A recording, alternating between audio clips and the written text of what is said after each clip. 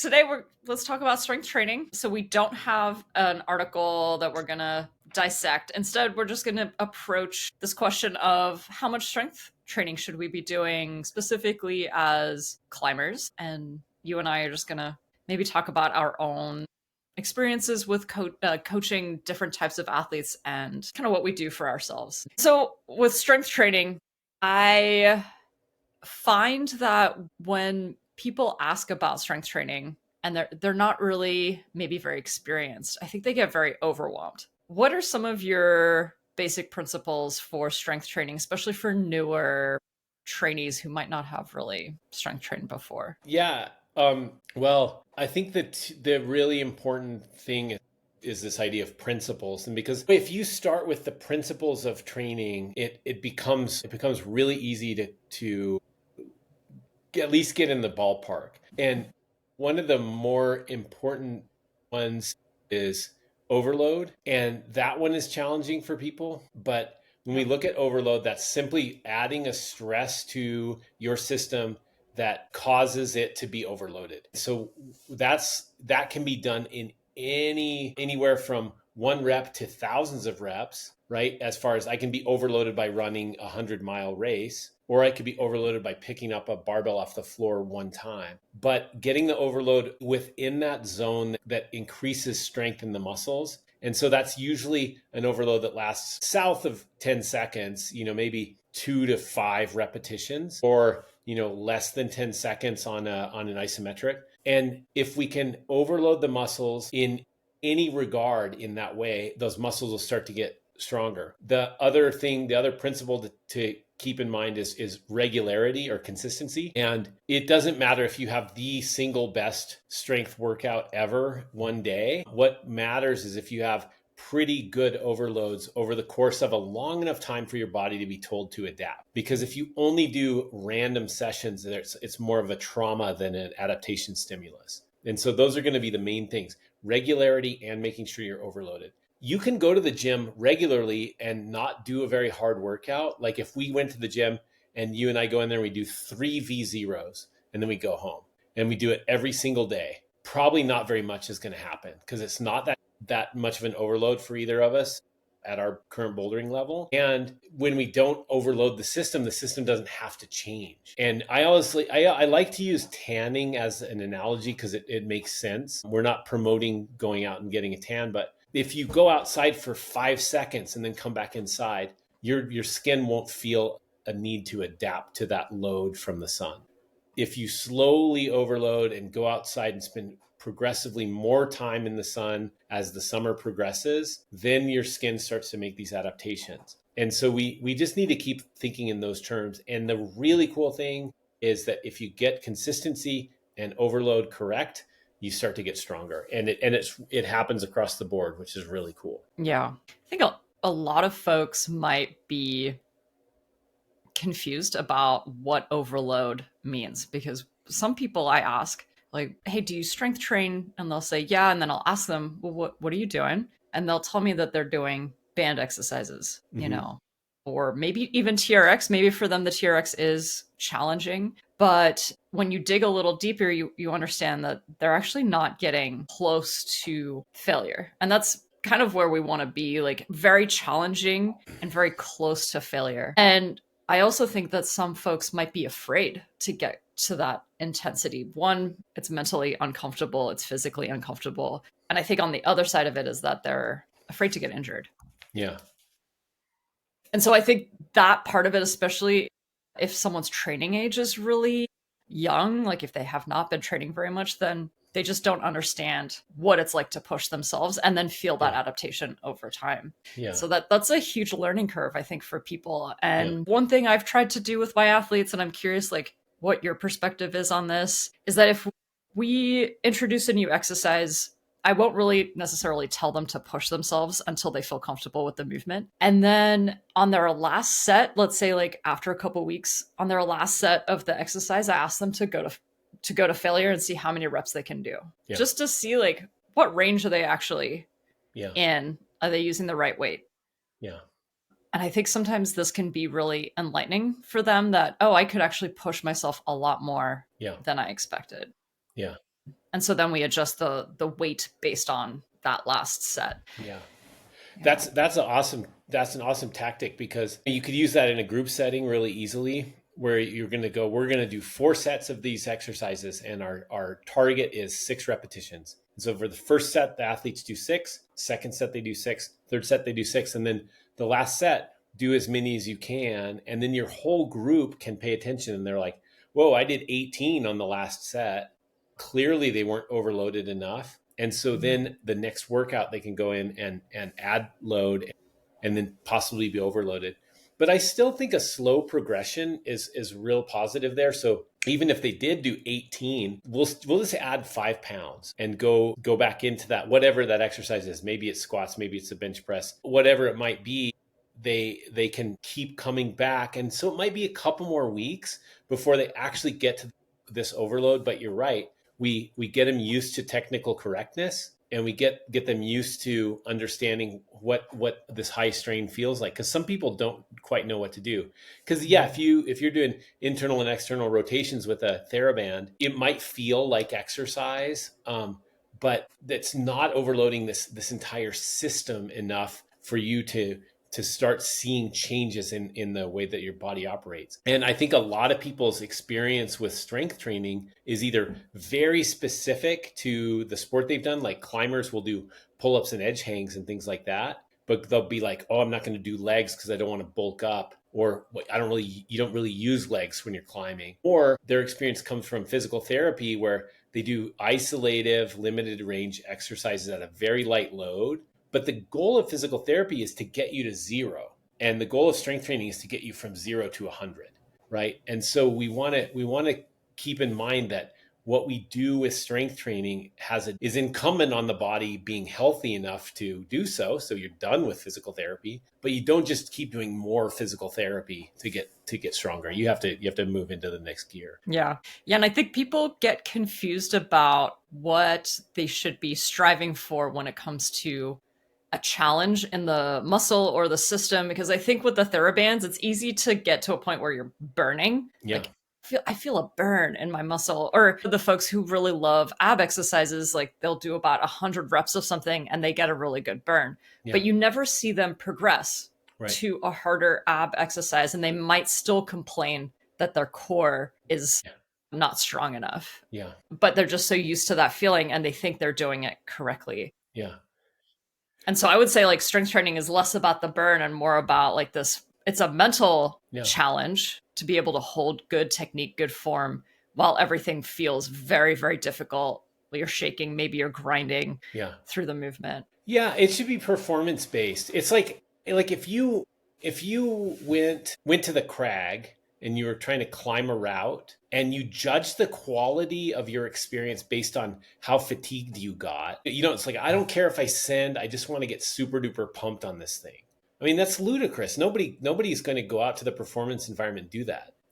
They're like, I don't care if I do this at the boulders. I just want my fingers to be really sore at the end of the day. It's silly, but we do that in the gym all the time.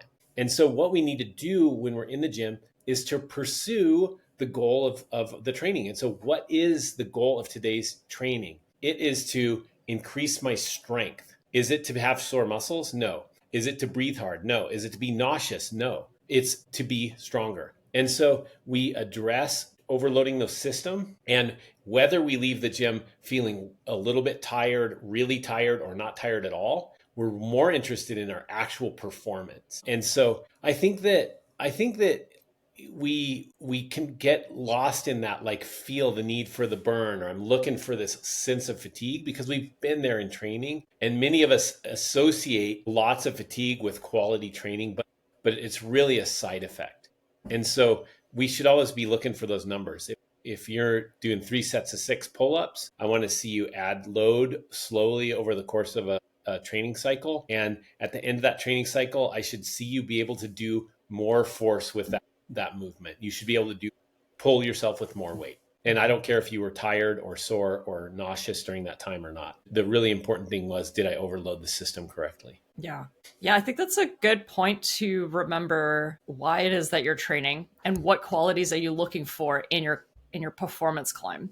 So if you're If you are failing because it's mostly a strength deficit, then you need to be able to mimic that in your training and Yeah. try not to be pushed into more volume, more fatigue. And Yeah. that's so common. It's so common with a lot of Yeah. athletes. Even I would say like the more advanced and elite athletes think that more is better, at the end of the Yeah. day. Yeah. Well, and if we look at especially sport climbing or route climbing as a whole, fatigue resistance is an important factor in performing there. So there is an important aspect of developing some fatigue management skills or developing a system to handle that. But when it comes to strength training, the goal is to be stronger. It's not to be more fatigue resistant. And so if we're bouldering focused, if we're interested in gaining some specific parts of force production, yeah, no, I think that's good. But you're totally right. Like, let's not chase getting pumped at the end of every single training session. These people always call out these specific examples. They're like, I know this one climber, and he does 8-hour sessions every single day, and he can climb 514. And I'm like, that's awesome. That's only 8 grades below the world standard. And that person is obviously having success with their training, but he's an anomaly. It's like, that's not the way that the majority of athletes train. And the world elites don't all do the same thing. And the thing is like, if we went and filtered it out, if we looked at the top 10 boulderers in the world or the top 10 sport climbers in the world, what are the common things that come through? There's a little bit of strength training to support injury reduction, weak positions and things like that, but there's certainly not an overemphasis on it. There is no elite level climber that spends half of their time picking a block up off the floor, right? The elite level boulderers, what's common to them? Lots and lots and lots of technical practice and a real willingness to try hard when trying hard matters. A tremendous amount of focus, good tactics, all those kinds of things. But again, it's not like, oh yeah, they all do, a whole bunch of this one specific kind of strength training. It just doesn't happen that way. Mm-hmm. And I think we always like to compare ourselves maybe to the elites or this one person in the gym who can train 6 days out of the week. But we have to remember where we are in our experience level. And new folks, when I say new, like they're new trainees, that maybe they're climbing, maybe up to 512, but may not have enough body awareness. And I think that's where strength training comes in as well. Like it can really help you develop body awareness where the more experienced folks don't need to train that, and they can maybe do some other things that you might possibly not be ready for because you don't have that integrated kind of learning process in the body. And I think that's why skill work is so important. And it is also important when it comes to the strength training that you're doing for climbing. Like trying to integrate that, like, yes, you have to try really hard and you have to make sure that you've got really good form. Yeah. And knowing like what muscles are you targeting? I think that's something important that maybe we actually don't really talk much about. I know I don't talk about that very much. Like, hey, you should probably be feeling it like in your lat. Like this is where your lat is. Remember, it attaches to your hips as well. You might feel it all the way down there. And I just think that's an important thing to remember, that doing work is one thing, doing intentional work is another. Yeah. Well, and I think having some amount of constraints on what you do and understanding that there's a ton of different ways for people to get stronger. We can clearly get stronger doing just body weight exercises. We can get stronger doing suspended exercises. We can get stronger with one arm at a time. We can get stronger with barbells. We can get stronger picking rocks up off the ground. But again, if that person is like aware of like, am I working toward injury prevention? Am I working towards sport performance? Am I doing this correctly? That's going to be the main thing. And to get on something that you can create technical correctness and overload it is really, really important. Like if I just put a set of rings up and started doing, dips and pull-ups and iron crosses and stuff, my risk is very, very high. My skill is very, very low. And the chance of me actually getting to a point where I can overload my muscles is not very good, just because I'm not strong enough. So I would need to start with my feet on the ground, or with like a TRX suspension trainer, their series of exercises. And the really funny thing, and we see it all the time in our industry, is people will have a pet exercise tool, whatever, and they're like, oh man, this is the thing.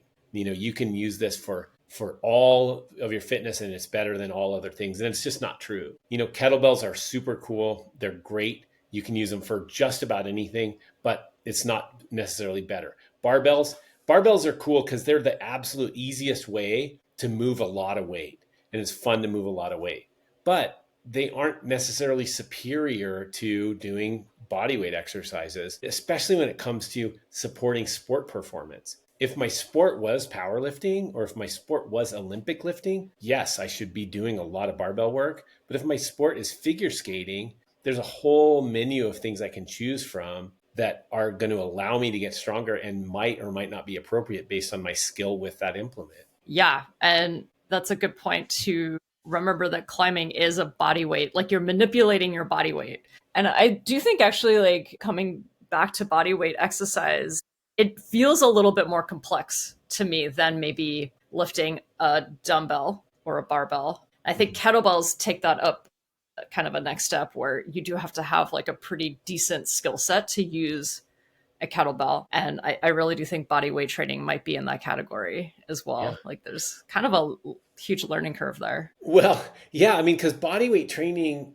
you go all the way to the end of your range of motion usually in order for it to be challenging. Because imagine if I was doing like the dumbbell row movement with body weight, there's no way I'm going to overload myself there. And so I've got to create these crazy leverages and create really difficult positioning in order to make that happen. I remember when I went through the Simple Strength program and started doing the back bends, and I've talked to you about this, where I just don't have the shoulder mobility and the spinal mobility. My thoracic mobility is terrible. And I'm like, oh my gosh, these back bends are the hardest shit I've ever done. This is a stupid program. No, but it's one of those things where you're like, aha, here's a area of great potential for growth. It's like, for me, I have a natural, like a genetic strong grip. And so my tendency would be like, oh, I need to do more grip training. I need to get the next heavier crusher, or I need to do more wrist curls.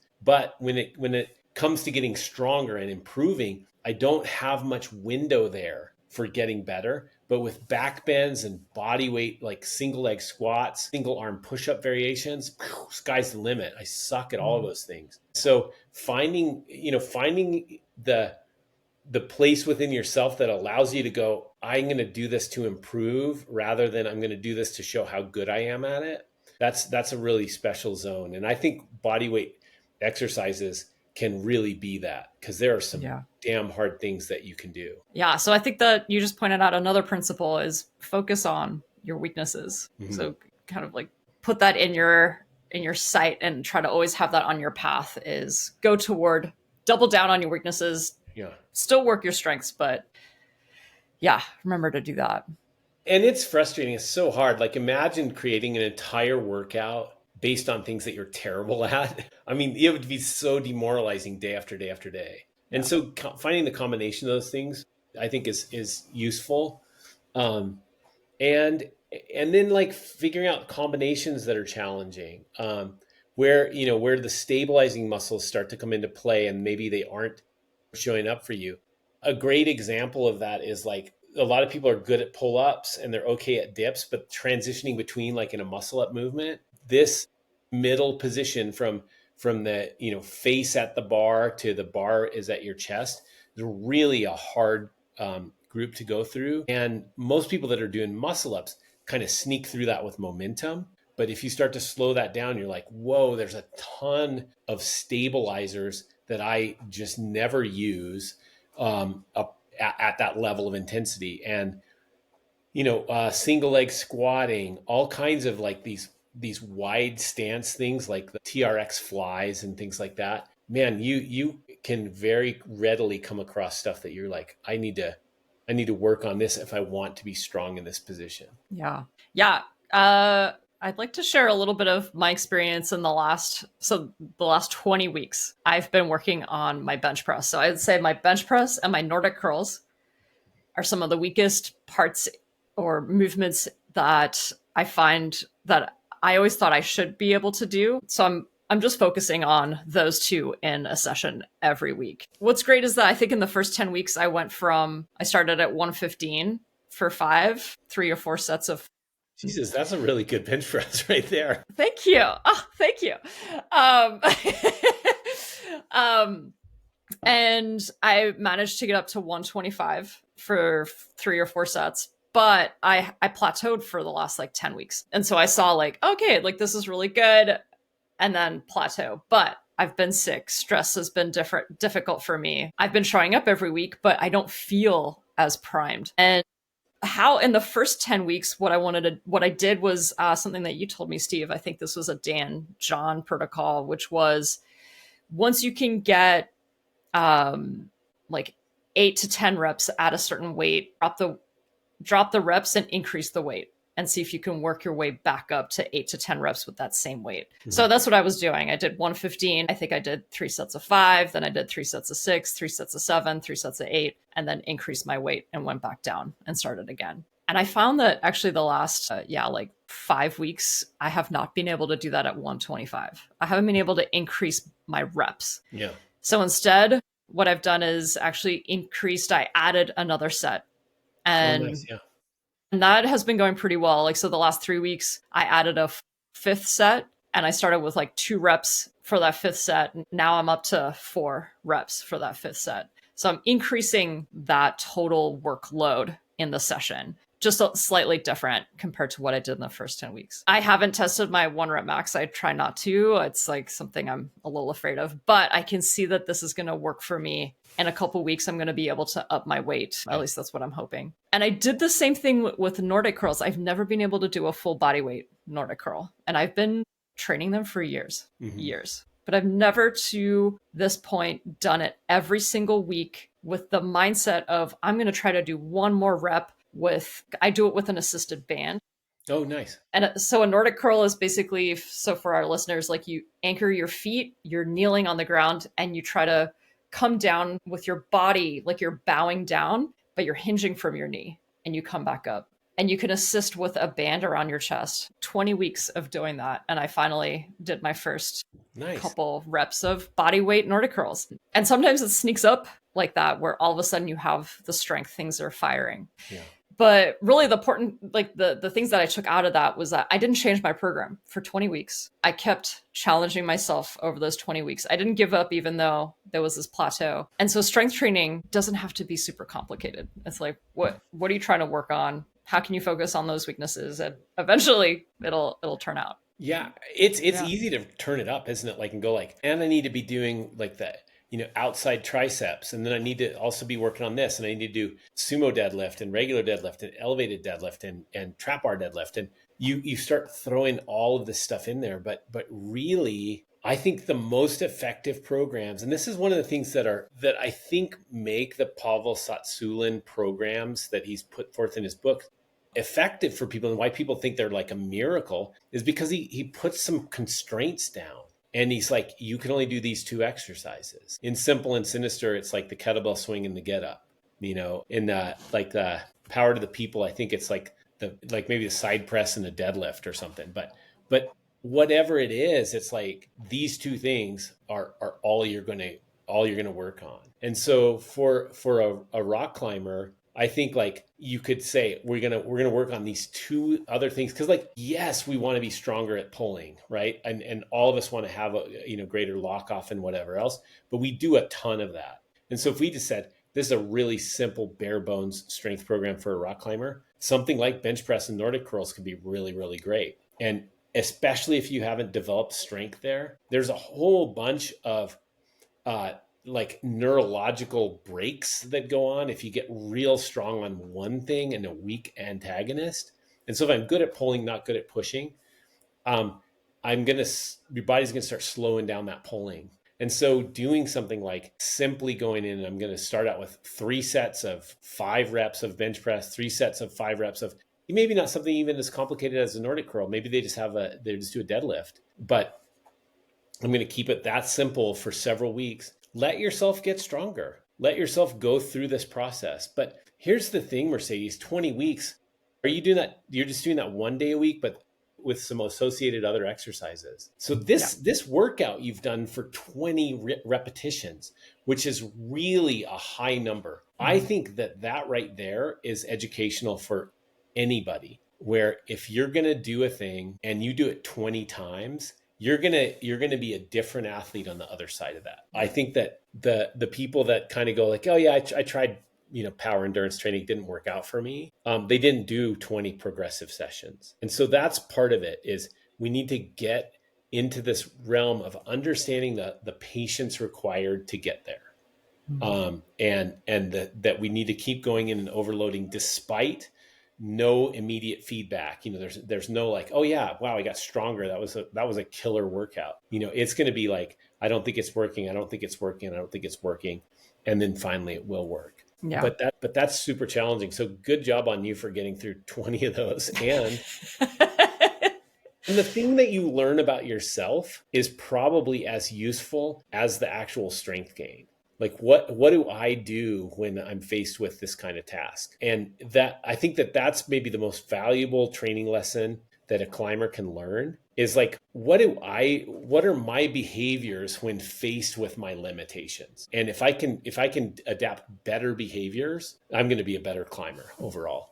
If I try hard when it gets hard rather than run away, that's a really giant skill. Or if I just can stick with it. Yeah. Yeah, honestly, the like knowing exactly what I'm going to be doing every week, and I haven't really changed it, has somehow kept me really motivated to show up because I know exactly what to expect. And the only thing I need to focus on is how much I'm going to bring to that session. Yeah. So I've taken away all the other Yeah. pressures or constraints and just focusing on like energy. Like I have to Yeah. bring the energy for the session. Well, it's so hard, especially like we're just talking about strength, and climbing is like, there's another 40 facets we can work on at the same time, and everybody thinks they suck at all of them. And so, gosh, it gets overwhelming. One of the things that we've done with climbers that are really hung up bouldering is to go, okay, I want you to go into the bouldering gym and do 20 problems today. It doesn't matter what they are. We're just going to do 20 problems. And we don't need to be working on a specific limit problem on the tension board. It just needs to be 20 boulder problems and get through those. And then come back and report to me. What happened during that? What did you feel? Well, it was kind of fun because I was just doing whatever, right? Okay, that's awesome. And so then we can step back to that and start progressing from there again, rather than getting into this habit of, here's like the national bouldering workout is go in and do a couple of easy boulders and then try hard boulders with friends until your skin hurts so bad, and then you go home. And the general result of that is a long, slow, steady plateau, right? And so, it doesn't mean you need to get on a kilter board. It doesn't mean you need to do, specific strength training in the weight room. It just means that you need to readdress what's happening for you. And most of us just need more technique time in there, but we need to clear the pipes, and just like you were saying, go back into the gym and just know what you're doing. Today, I just have to do 20 boulder problems. And then we can start progressing from there, depending on what shows up with that athlete. Do they need to do more intensive stuff? Do they need to do more things that are footwork intensive? How many times do they try hard? I always love that. Like how many times we come into these personal confrontations in a training session. Because sometimes people never do. They never get there. And when it comes down into trying a hard move, when it's risky, trying something that feels like you might not do it correctly, maybe even trying to crank out that last rep of your bench press, people will just be like, oh yeah, I'll try again later. But the more things that you're proud of in that training session, the more you're going to be like, oh, okay, I'm getting somewhere. Because unless we're really finding that way to overload the system and we're being able to do it regularly. I mean, the reason that we do 20 sessions in a row is, well, let me put it this way. The reason that we can do 20 sessions in a row is because we're not killing ourselves every single time. We're goosing it forward just a little bit. And I think that is such an important lesson. Like I said, find something that you can do 20 weeks in a row and you will have learned a big thing about yourself at the end of those 20 weeks. Totally.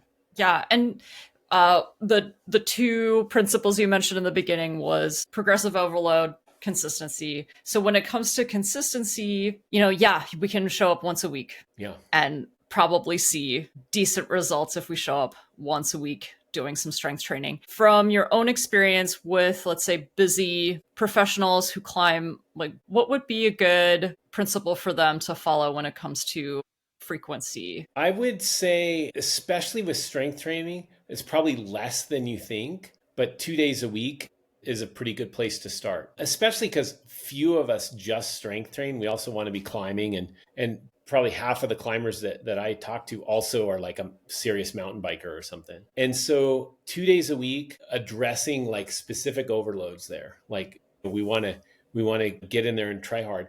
The thing that's interesting, though, just to kind of go back to our two main principles, this consistency and overload, is that consistency wins over overload. So even if you get in the gym and you're wasted and you're like, oh man, I just got nothing today, let's just go through the motions, do it with lighter loads, but do the sessions.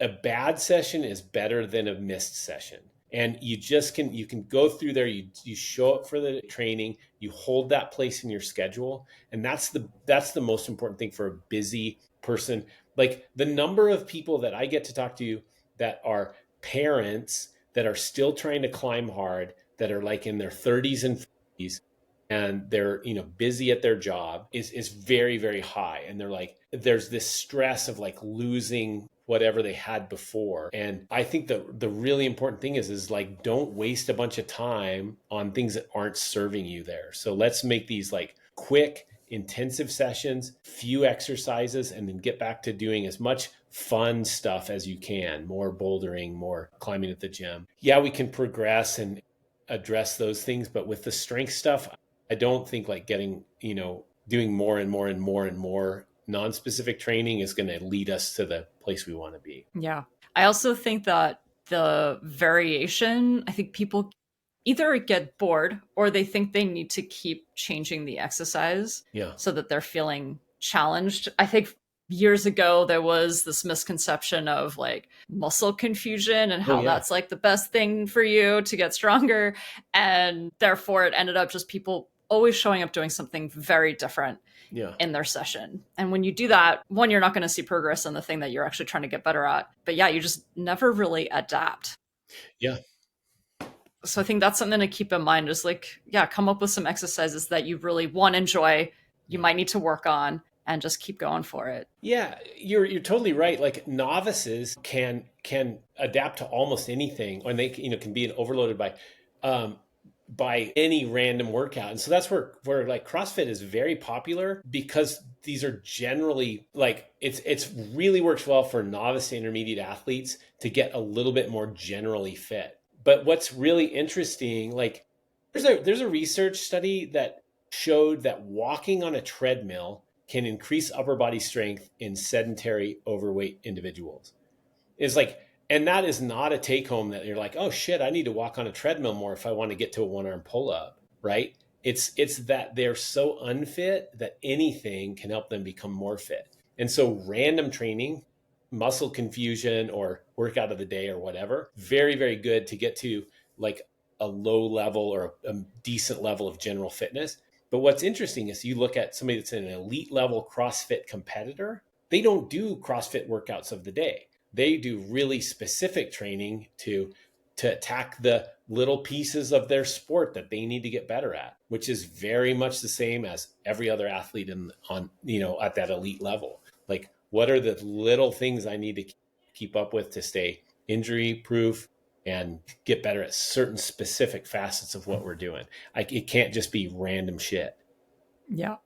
So it becomes really challenging because you're like, ooh, I'm really tired from that. It must have worked. But if you want to be tired, I always tell people, if you want to be really tired from a workout, just don't sleep the night before. And that workout will feel like the hardest thing you ever did. Nice. So, yeah, I like that. yeah. All right. Yeah, we are coming close to, okay, that's like 41 minutes. We should wrap this up. Let's wrap Nice. it up. So yeah, some major principles: overload. Make sure you're progressively overloading. You're showing up frequently at least once a week, twice a week is a good sweet spot. Try not to change things up too frequently. Try hard Yeah. in the gym. Yeah. And do enough sessions. Like, Yeah. your 20 sessions is great. I would say at least 10 progressive sessions before you decide whether it's working or not. Okay. And it's so easy to decide after 3. So Yeah. Awesome. All right. Anything else, Steve? I don't think so. I thought it was great. Okay.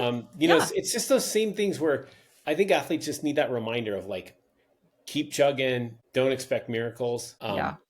And The basics always win. yeah, it's really true. Yeah. Great. All right. Well, thanks so much, Steve. And everyone, we'll catch you in the next one. All right. Thank you. Bye.